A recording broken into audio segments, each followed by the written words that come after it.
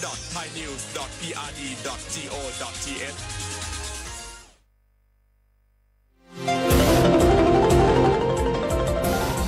วิทยุแห่งประเทศไทย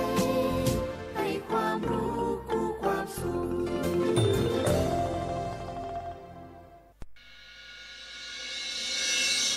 สถานีวิทยุกระจายเสียงแห่งประเทศไทยจังหวัดเชียงใหม่ AM 1476 กิโลเฮิรตซ์สถานีวิทยุภาคภาษาชาติพันธุ์แห่งเดียวในประเทศไทยที่มีความทันสมัยเชื่อถือได้สร้างอัตลักษณ์กลุ่มชาติพันธุ์สู่สากล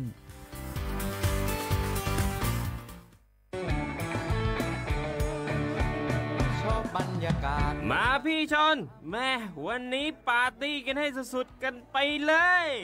จัดไปไหมเมาไหมครับหรอพ่อกลับบ้านได้แล้วเดี๋ยวพรุ่งนี้ก็ต้องไปส่งลูกไปโรงเรียนแต่เช้าอีกจะดื่มอะไรนักหนาเนี่ยนะ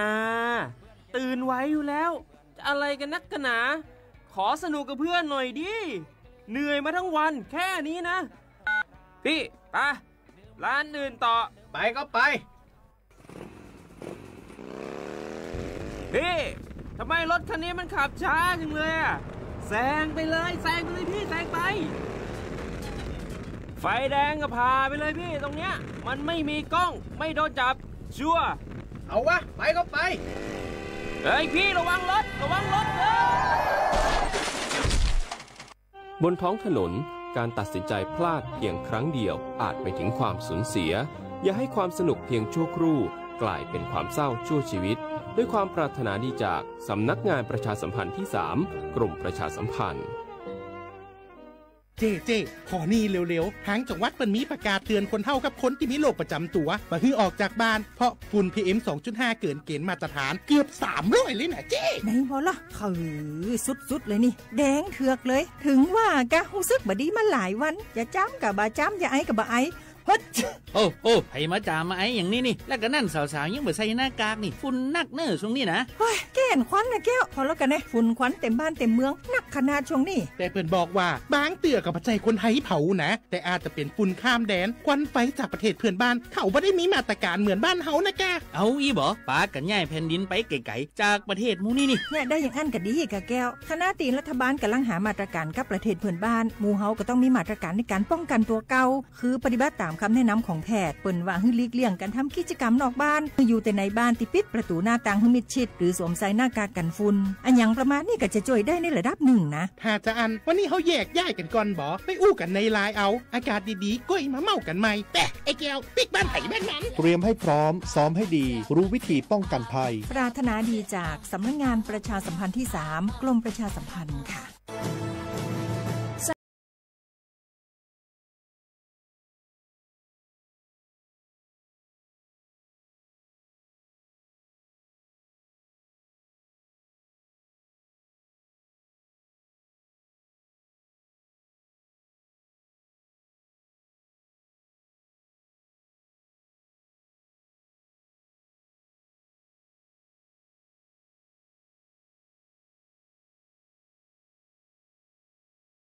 ความลับผู้อื่นนำความลับหรือภาพลับผู้อื่นมาเปิดเผยผ่านออนไลน์หลอกลวงคุกคามข่มขู่ให้ผู้อื่นหลงเชื่อเพื่อหวังทำไม่ดีไม่ร้ายหรือหลอกลวงด้วยวิธีการต่างๆสร้างกลุ่มในโลกออนไลน์เพื่อโจมตีกีดกันตั้งเพจแอนตี้โจมตีคนที่ตัวเองไม่ชอบเพื่อการโน้มน้าวให้คนอื่นรู้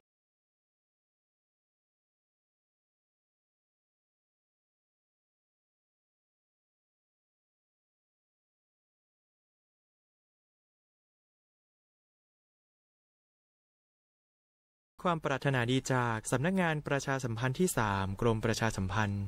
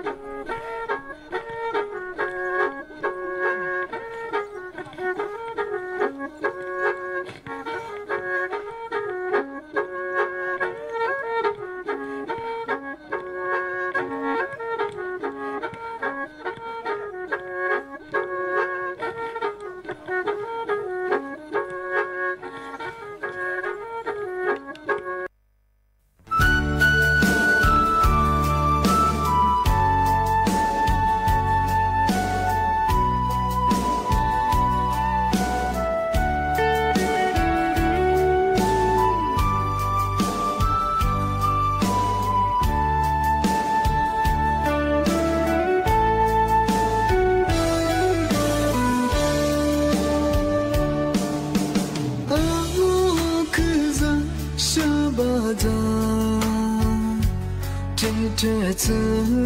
nung lấy hoa màu mà đa bị ta máu khi nhỉ biết cô mà đau cô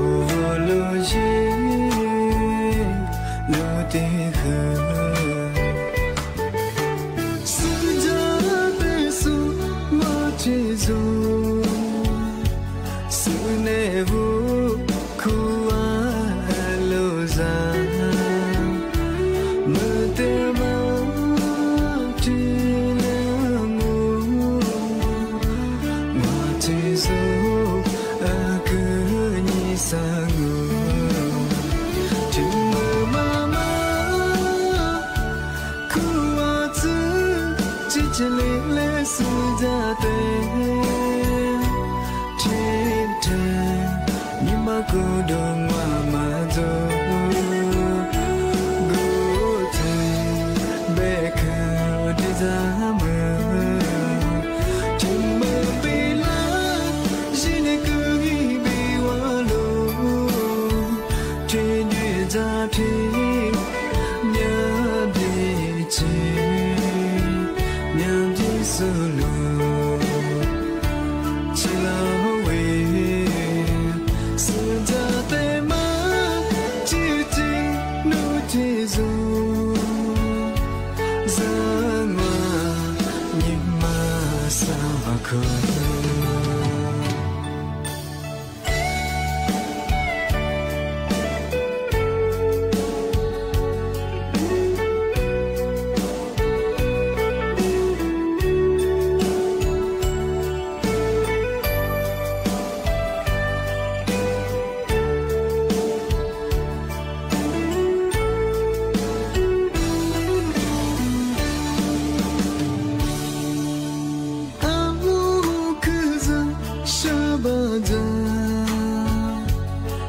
trẻ thơ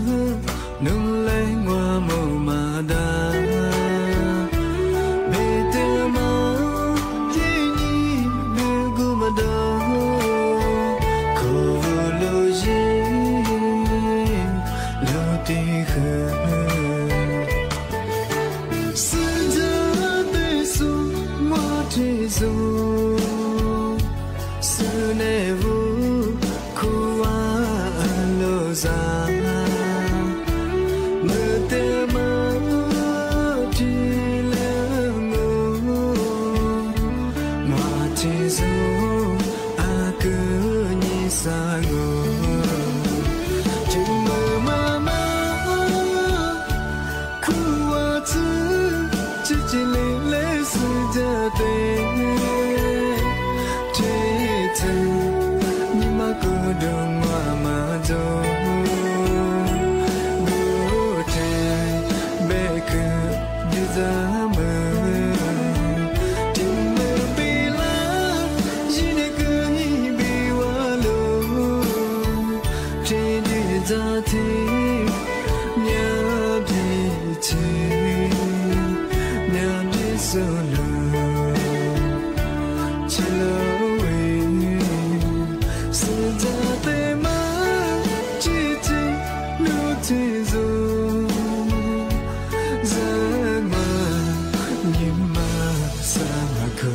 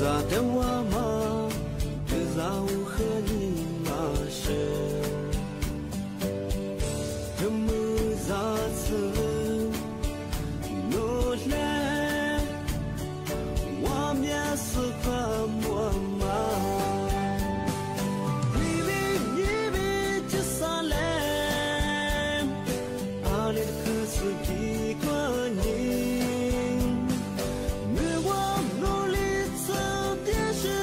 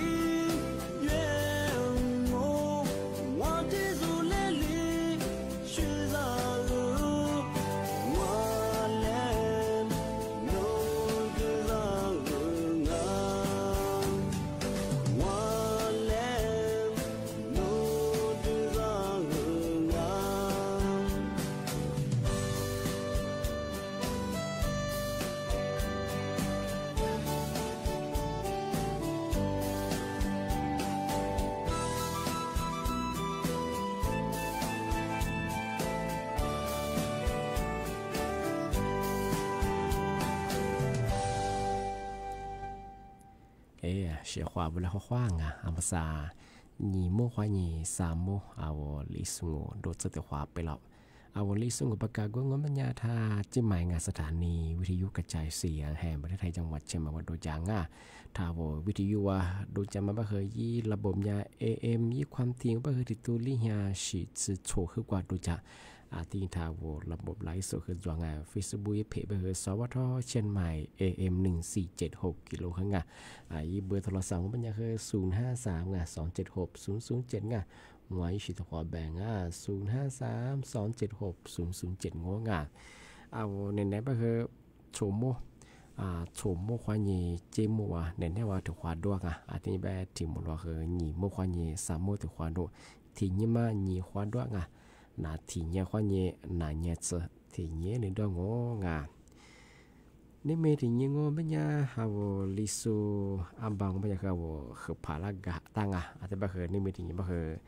ลีฮะเอาคือพาบ่คือลีฮากูนี่นี่มีถึงบ่คืออ้างนี่อีโคนี่โตนี่จังหวะโคแต่บ่ว่าไทยอาบังบ่คืองัวฮะงัวฮาโชนี่ติละวงงัวฮาโชนี่อีโคคือนี่ตัวญาโชจือเฮกโควันอังคารที่6เดือนพฤษภาคมพศบ่คือ2568ที่คุมางที่นี่เฮงนี่มีถึงบ่คือเอา是或者不该怎么比嘛แต่实际上我这咋他不我们要喝嘛喝等下咱们做条个花子歌花子歌咱们花是咱们这要花他不嘛มามีภาษา我们要คืออันตรายอย่างมีความเสี่ยงคือจ้าแบบคือน้ำคืออีโลคือมีตัวเสียของมาสั่งว่าไม่ใช่ถือยากว่าจังหวัดแพร่ไงเธอภาษายานายสมศักดิ์บ้างไงยี่คือเทสุทินไงรัฐมนตรีว่าการกระทรวงสาธารณสุขไงยี่แบบมองว่าไม่ใช่คือมาสั่งว่าจังหวัดแพร่ว่าคือการระบาดเธอปะหอโรคไข้หูดัดไงเธอบอกว่าเอาเวควาจาโซมาไม่มีจัดส่งขวดเพราะมันมีจัดส่งก็มาซาวันหนามันก็ไม่เคยอะไรเงี้ยซื้อดีว่าซื้อตัวลงซื้อดีว่าไงถือยาจังหวะแพร่ว่าไงเธอบอกว่าขวดจะเกิดแบบขวดชิมแบบไงที่ขวดจะตะโปมาจานี่น่าสุดคือซื้อดีว่าคุณน่างงไม่เนี่ยมาถึงยังไงซื้อดีว่าไม่เคยชื่อคนเลยไม่เคยยังเหนียวจะเสียว่าไงที่ยาผู้ป่วยบางงานน่าสนใจคือชื่อคนละมันคือเหนียวที่เรียกชื่อคนโลบางงานชื่อคนละมันคือเมียเนี่ยยี่สาเหตุเนี่ยที่เกิดจากงอเอาที่ฟัดจะเกิดจากความยี่ที่เด็กเสียแบบของงานที่บางทีมีความเสี่ยงคือสูงยังไงปีความโนเอาที่ก็จะว่ามุกท่าจัดเสร็จบางทีที่ก็จะว่าเขากว่าอาจุนมาคือว่าขวดเกินเงี้ยแต่ขวดกลัวมันไงบ้างครับอาจุนมาคือแต่ว่ามาสื่อสารเอาแต่ว่าเงี้ยจะไม่เคยขวดยี่มากกว่าอาจุนว่าเนื้อได้บ้างครับว่าจะใช้บ้างเคยบางอย่างจะยี่ติเชื้อยี่กันน่าเสียงแก่แต่มาคือทำงานแต่มาคือมีความเสียสุดยังไงยี่นักกุลาคือว่าเคยแต่คนยาปีมางานปีฟ้าหมูกระทะมาใส่บ้างคือเอาก็ขวดเกินเงี้ยกลัวบ้างคืออาจุจะทำมาเกิดงอที่ว่าอาจุเขายืนจะมาเคยถึงมายิงที่เดียบเคยยากว่ามีความเสี่ยงที่โรคไข้หูดับมาเคยยามาเคยเคยมาเคยสูงยิ่งไงที่มาถึงมางานที่ถึงมาเป็นยังไงขวดจะเกิดชาจารงขวดเสียชาจารงที่ยังขวดกูจะคือขวดทับปุ่มงขวดทับปุ่มไม่ยังพาชาจายังคือมามีมาคือจ่าบ้าคือขวดจะเกินแบบขวดชิคเกินแบบจ่าเสร็จบ้าคือยังคือมาคือโรคไข้หูดับนับโปโบนานับโปโบนาที่เรียกกลิ่นหน้าที่ก็ถือว่าคือเชื้อเกลียชว่าไข้หูไอที่ว่าหูดับตายมั้งนับโปโบนาเชื่อมาคือจ่อเชียงจ่าเสร็จบ้าที่เป็นยังคือยากระทรวงสาธารณสุขที่น่าจะพิจารณาว่าเชื้อแจ้งเตือนพลังมาควรจะเกิดจากเชื้อชาติสุบบ้าควาทับโปมันยังจานะบ้าคือที่ยาจะบ้าจ่าเสร็จคือมาขายช่อง ที่บ่คือเอาพันจ่าบ่คือแต่แชมีนี่ยังมีนี่ความจ่างไอ้ที่บ่คือคือโรคหูดับยังมันนับบ่บ่นะยังมันคือมาโจเสียงของงานพามันก็บ่คือโนอลิแต่คือคนจะเกรชะบ่คือโรคไข้หูดับไงนับบ่บ่นะเกรงว่าที่พยาธิว่าเอาอุ่นคือได้มาคือโจเสียงอุบได้มาคืองามีอันตัวของงาบ่คือบ่คือญาอัตญาละมันละว่ายังไงชะจะบ่คือสิจะคืองามีใช่มีนี่คือความจะงาของงานมาเคยมาที่ปีมาสุดจริงจังที่นี่ที่ถึงบ้านก็ไม่ยังมาคือนี่เนี่ยคือว่ายิบข่าวคือถึงมันด้วยไงน้อยจังหวัดตราดไงอำเภอแม่สอดบ้างไงลาโชทัวมาคือที่วัวยิงว่าโปทุยกว่าโปกว่าโซฟูกว่าปูนไงถือปืนสงครามไงปวดออกมาแต่ละยิงว่าจะก็จะบ้านยิงที่ฟุตดูหลอกมาทีเดียวหรือช็อกไงที่เบลไม่เคยสถานการณ์ตัวนี้คือยังละชนยังคือเชื่อมาคือยังมาโจบ้างไงถือว่ามาเชื่อช็อกไงที่เบลเคยมาใส่ตัวยาเจ้าหน้าที่ไงตัวยาตันหนุนยังคือทีเลยยามมือโลบ้านไงที่ละชกว่าอำเภอแม่สอดว่าไงเนาะยังบ้าคือว่าสี่แย่ปานน้ำมาบ้างนอจังหวัดตากระพงอันนี้พอเห็นไหนก็คือสมมติว่าอย่างไรที่จุ่มมุดสงอที่ดีสมมติว่าไงที่เราสมมติว่าเย่แต่สิ่งจากนั้นซึ่งไงจากเยี่ยมซึ่งนี่เป็นคือว่าสิ่งไงว่าเป็นคือปูว่าส่วนปูแบบเอาทั้งก็เป็นคือเป็นสงครามไงส่วนว่าปูนอฉีกว่าฟูหรือมาแต่ละอย่างยิ่งกว่านอสถานะว่าไงที่เราก็จะบาดที่เชียวฟุตดูแลเสียงของงาน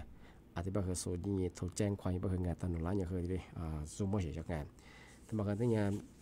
อันตรายยากเสียงของงานที่บ้านยังเสียงของงานบางครั้งแต่กับตัวจังงานมันแบบคือปีว่าหลักสูตรบางคือพาวเวอร์นี้งอปวดสมองแต่ละนี้จะก็จะบาฟุตดูแลลงก็บางคือสุดแล้วกับฟ้าบางคือคือมีที่ถูกแจ้งงานพอมันก็บางคือจะจะนี่จะเชื่อจะเป็นการถึงงานเพราะก็เลยบางคือมาเปี่ยวเสียงของงานมาเฮก็เลยที่ไม่ใช่จักงานมาเฮจะจำแบลความแบบไงเราโซที่เชื่อเพราะจะมาเฮมีจูแล้วเฮตัวใจอย่างไงพอมันก็จะคือจะคืองอพาสแล้วมาเฮเราโซเชื่อมาเฮงานมาเฮเนี่ยมาเฮมาเปี่ยงอ่ะอะไรมาเฮมาเฮที่เนี่ยที่งานตัวจะหลอกของอ่ะปีข้าวจับความแบลความแบบไงปีข้าวที่เราโซฟูนี่สุดแล้วถ้ากับก้ามาถ้ากับเชียมางอถ้ากับเครือมาดูงอที่นี่โปรตีนกับฟ้ามาเฮเนี่ยขาขึ้นดวงอ่ะมาเฮมาเฮเนี่ยที่เนี่ยตัวจะหลอกของงาที่ยังพอหมดก็คืองอไม่ใช่แชร์ที่อาจจะเราถูกใจอย่างง่ายทำไมถึงมาเจนตัวช่างงานที่ก็คือนี่ในย่าข่าวนออำเภอแม่สอดไงตัวอย่างก็คือมาใส่ย่า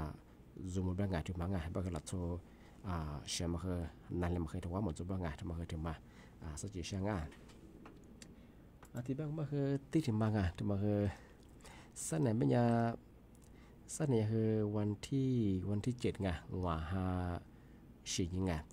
ที่บ้านเธอมาใส่ยากรมป้องกันและบรรเทาสาธารณภัยไงมันก็จะคือปพไงแต่มาใส่ยากว่าทดสอบไงว่าระบบแจ้งเตือนผ่านเสียบอกแค่บ้างไงมันคือ3ลำดับต่อสิ่งไงลำดับเลขเจลำดับกลางไงอันนี้คือลำดับใหญ่ไงลำดับกลางมันคือก็ละหัวหาหนีทายาทที่แจ้งเตือนไงที่เป็นอย่างคือลำดับกลางมาคือไงที่แสดงคือว่าสิ่งยังไงที่ยี่เวลาลัดถีมมุกเกิดไงที่แบบนี้คือว่าที่ปีว่ามาจังหวัดอำเภอจังหวัดจัสบคือมาคือแต่ที่ดีสระบางข้างยี่วิธีก็คืออำเภอเมืองลำปางไงยอลำปางที่อำเภอเมืองนครสวรรค์ไงที่คืออำเภอเมืองนครศรีมาบ้างไงที่นี่คืออำเภอเมืองสุราษฎร์ธานีไงที่นี่คือเขตดินแดนกรุงเทพบ้างที่มาคือเราหวังกัดสังเกตเสนอยาที่มุลวะเวลาที่มุลเอาโทรศัพท์มือถือคนแรกว่ายี่แชทมาแจ้งเตือนกันยาคือยี่ข้อความดูแลราชการที่บ้านคือทำไมยาคือปีว่างเอาที่พื้นที่ทำร้ายจัดสุดบ้านคือเอาโทรศัพท์ว่ายี่แจ้งเตือนพอตัวบ้านคืองมาคือถ่ายชีรีไปเสียงถ่ายจบบ้างมาคือยาฟ้าชีเฉียงอ่อยมาคือยาเธอกรมป้องกันและบรรเทาสาธารณภัยไงมันก็คือปพคยาทะเล ส่งคนละเสียงไงไปยากกว่าทบสอบยากเสียงไงแจ้งตัวเสียงไง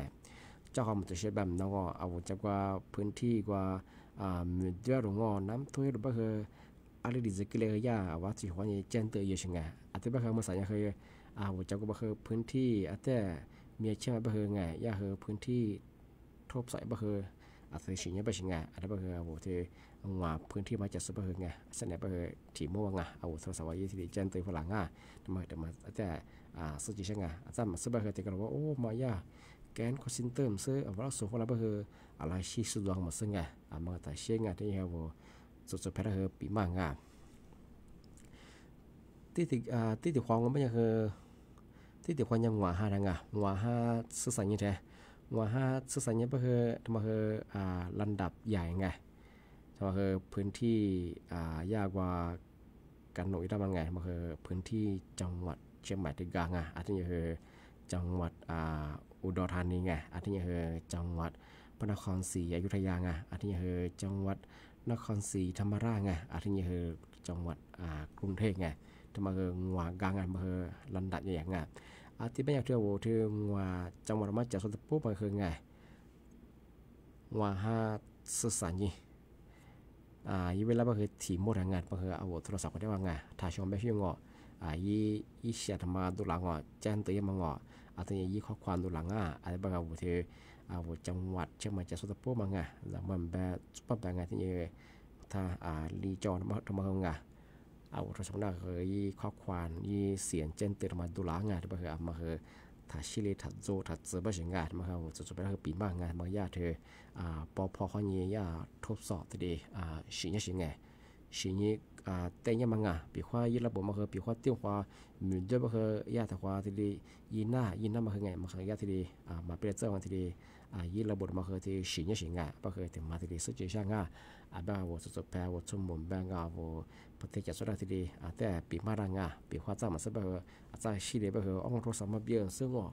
มาทุกฝรั่งซึ่งแบบโจแบบโจมซึ่งไงอาจจะแบบมาคือถัดเสือแบบสิ่งไงมาย่าที่กลุ่มป้องกันเขาอย่างไงสถานภัยเขาอย่างที่ดี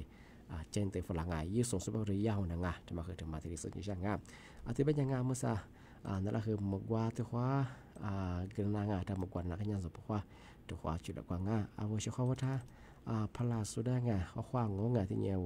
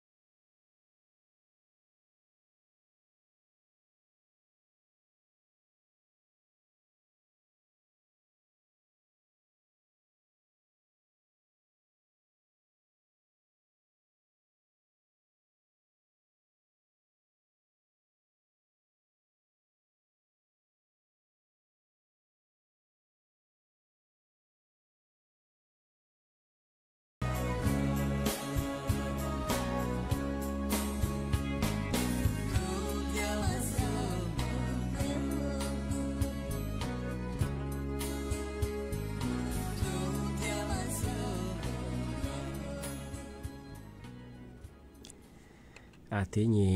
ที่ถึงบางธรรมกายากรงอุตุนิยมวิทยาที่มีตะปูว่ากุนิโซเตนิโซคือเจนเตอร์ฝรั่งเมื่อสองก็มันยังคือที่เมื่อฮาลิสุดดูแลจอบางอะไรบ่คืออวัวพันเหนืองบางพื้นที่บ่คือที่เกิดตัวบ่คือมีฮิโลฮาเยอะเมื่อหาคือลีมึงว่าคือเปลือยบางบ่คือมาคือแต่จำหมดแต่ฝาลาชองกว่าเยอะคือลูกอวัวลูกชิสุบ่คืองแต่จำหมดลูกมาคันเรียบบ่คือจะกุจุแหละมาแต่เนี่ยใช่ของที่บ้างมันยังของทางชงอนนะแบบที่เธอมาซา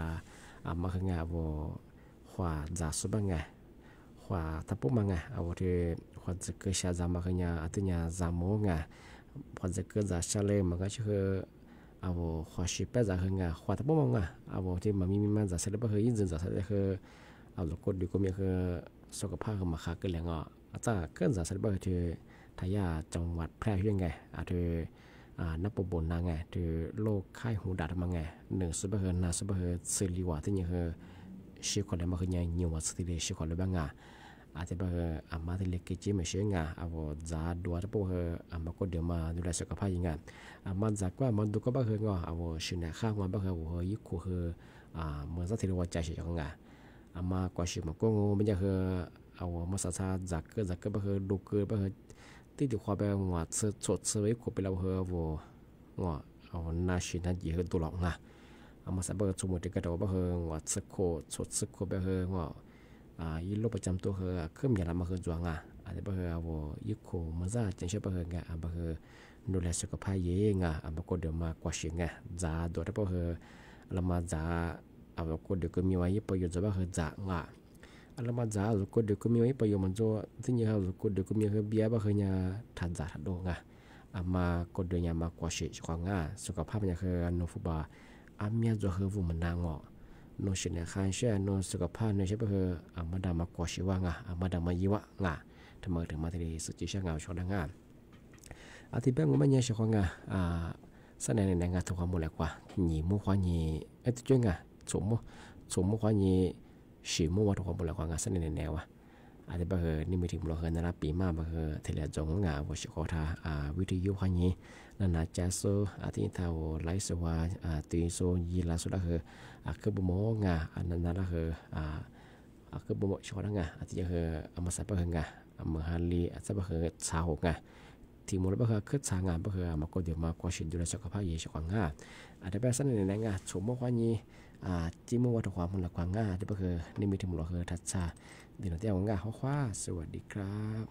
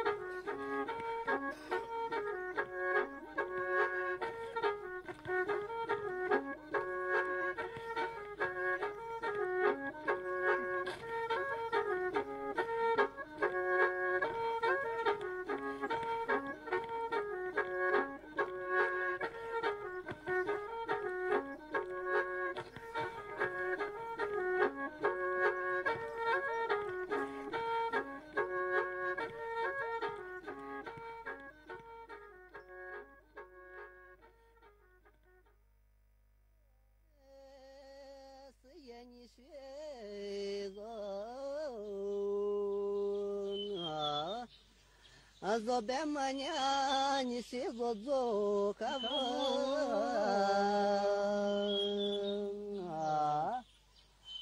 ma zo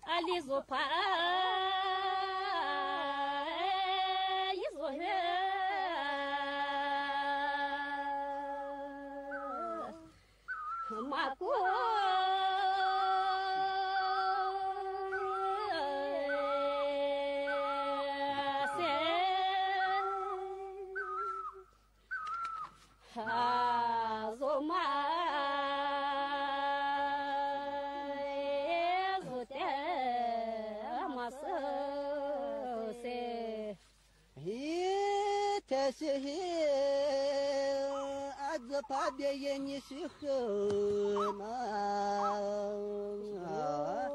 сия мечется и место,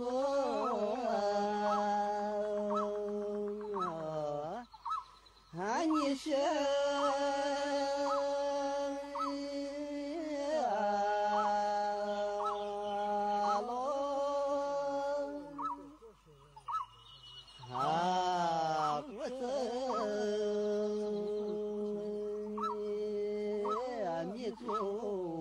是啊咯，也是自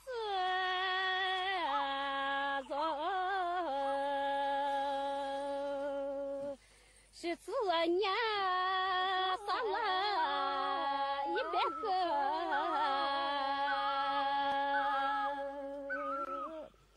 你做。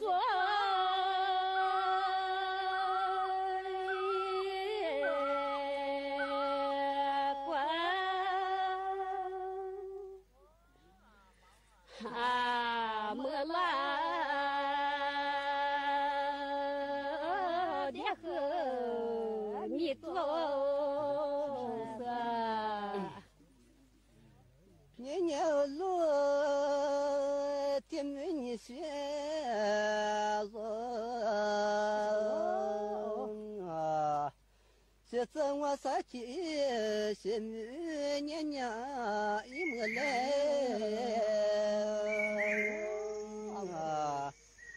啊妈的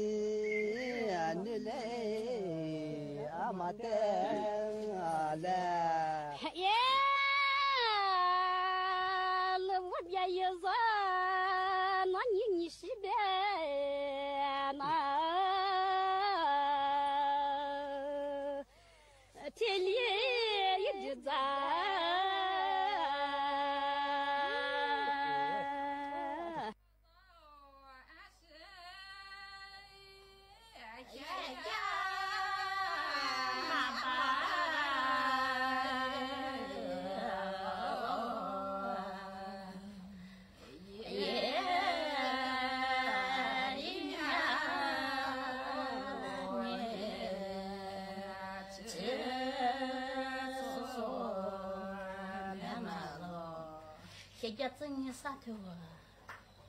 姨妈把早啊，现在一年啥子？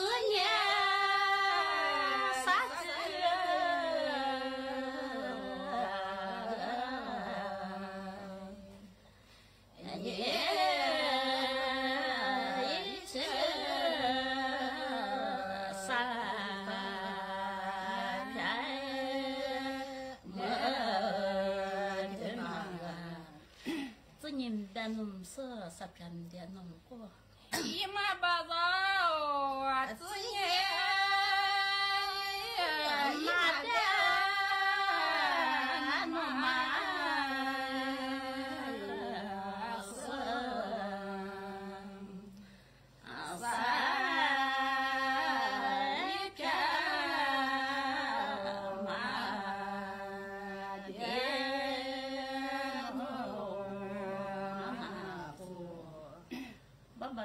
te kum matsanya ha te ham masatsanya ima bazao baba de ti ko mama sunye สถานีวิทยุกระจายเสียงแห่งประเทศไทยและเครือข่ายทั่วประเทศ